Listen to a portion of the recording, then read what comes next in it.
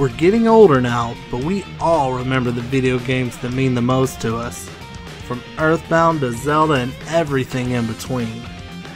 Join me, Metroids Primed, as I take you on a journey to show you the video games that changed my life.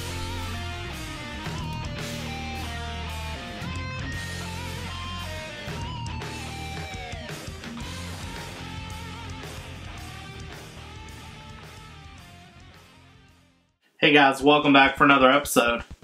Today I'm going to start a new series that many of you have requested in the comment sections, and it is my Teenage Mutant Ninja Turtles collection. The first video I figured what would be better than to start with the video games themselves. In 1989 we saw a ton of great games come from the Teenage Mutant Ninja Turtles franchise, including an NES game, a handheld LCD game, and of course, I'll show you later, the Teenage Mutant Ninja Turtles arcade cabinet.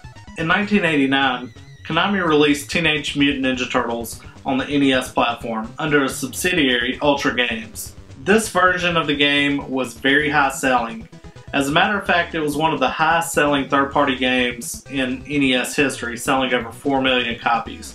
The game is extremely difficult. If you've ever played the Hudson Dam level where you have to go disarm the bombs, oh my gosh, I mean, it was intensely hard.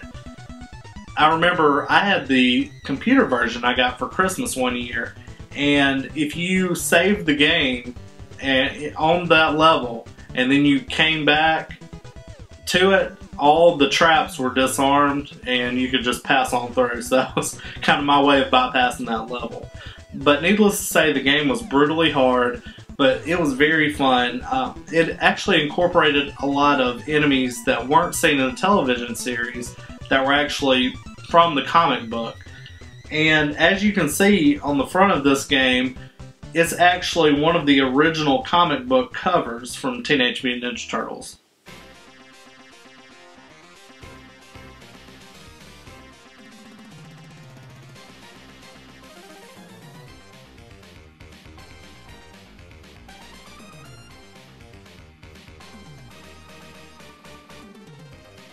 In 1989, Konami released my favorite arcade cabinet of all time, Teenage Mutant Ninja Turtles. The game was a pioneer for its time. It was one of the first, if not the first game to actually have 4 players playable at one time. This was one of those games, if you went to the arcade, everybody was standing around. When I went out to get my first arcade cabinet, I knew this is the first one I had to get. And I love it. Guys, if you ever have the opportunity to play it on the original arcade cabinet, definitely do so. And in 1990, a port was released on the NES, Teenage Mutant Ninja Turtles, the arcade game. First, we added 2 new levels, then packed it with bigger, stronger enemies, and a ton of extra foot soldiers. Next, we punched up the action with knockout new attack moves and crime-fighting scenes like the Ninja Castle. If that doesn't swell your shell, we made one more small adjustment. Introducing the new Teenage Mutant Ninja Turtles arcade game, today's biggest hit for your NES. I can tell you from owning both, the NES game just doesn't compare to the original arcade game itself. And while it's still a great beat 'em up, it's still very rough around the edges if you play both of them side by side. So it was still a good beat 'em up for the NES, just not as good as the original. In 1992, Konami released Teenage Mutant Ninja Turtles 3: The Manhattan Project. The game was very well received in the United States. It sold very well and also won several awards. In 1991, Konami released Fall of the Foot Clan, and then following that, a 92 release, Back from the Sewers. Both Game Boy games are very solid. You can tell a major difference in the one that came out in 92, Back from the Sewers. It had a lot better graphics. To me, the gameplay wasn't as good, but in 91, the graphics on that version of the game was a lot rougher around the edges.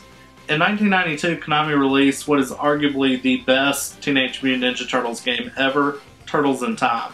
Turtles in Time, for a lot of people who didn't own arcade machines, was basically their version of the original arcade game that everybody had grown to love. Up until that time, graphically, Nintendo just couldn't put what was in the arcade cabinet into these games right here. The graphic quality was just not up to par at that point in time. But with the release of the Super Nintendo system, they could actually do justice to the game. And basically what we got was an arcade quality port of the Turtles in Time game. And guys, this game is great. Probably my favorite beat 'em up of all time, or one of them. And just a great game. Definitely check it out if you haven't ever played that. In 1993, Konami followed up probably what was one of the best beat 'em ups of all time with probably one of the worst fighting games of all time, and that's Teenage Mutant Ninja Turtles Tournament Fighters.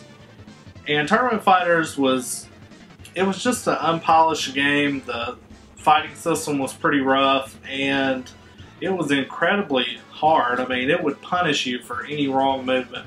I know, just capturing the gameplay for this game, I had a hard time even winning a match. I think I won one match, and I played it probably for 30 minutes.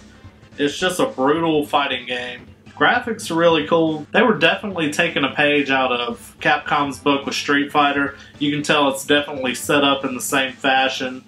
It wasn't as well executed as Street Fighter was. In 1992, Konami released the Hyperstorm Heist on Sega Genesis. In the Hyperstorm Heist, the plot differs a little bit from Turtles in Time.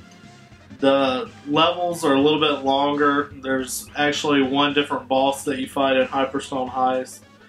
And I know playing it, the levels just seem to go on and on forever without it actually encountering a boss. It's really a poor man's version of Turtles in Time. Definitely the best version of the beat 'em up was Turtles in Time. Hyperstorm Heist is semi-rare. You have a hard time finding it these days. The price has really gone up on it. But, you know, being on the Sega Genesis, it was a good beat 'em up nonetheless, even though it wasn't up to par with Turtles in Time. But definitely out of the two systems, the one on the Super Nintendo was the superior version of it. In 1989, 90, and 91, Konami released 3 handheld versions of Teenage Mutant Ninja Turtles games. And the first one is self-titled, the second one is Splinter Speaks, and then the third one is Shredder's Last Stand. And I'll do some close-ups of these. The second one actually still has the actual display mylar on the front where you can actually see all the different animations, so that's pretty cool. But all 3 of them work. Really cool set there. You don't see those very often anymore, but I know the second one I actually got as a Christmas present one year from my mom and dad, and spent many hours playing that game. Those games are really tough if you've ever played them as a kid, but you know, this was back before I got a Game Boy, and that was all I had in car rides to pass the time. So really cool games. Thanks for joining me for the first episode of my Teenage Mutant Ninja Turtle collection. Join me next time as we take a look at the toys from the Ninja Turtle universe. Let me know what you think about the episode. Leave some comments down below, and if you liked it, please hit thumbs up. Guys, as always, I'll see you next time.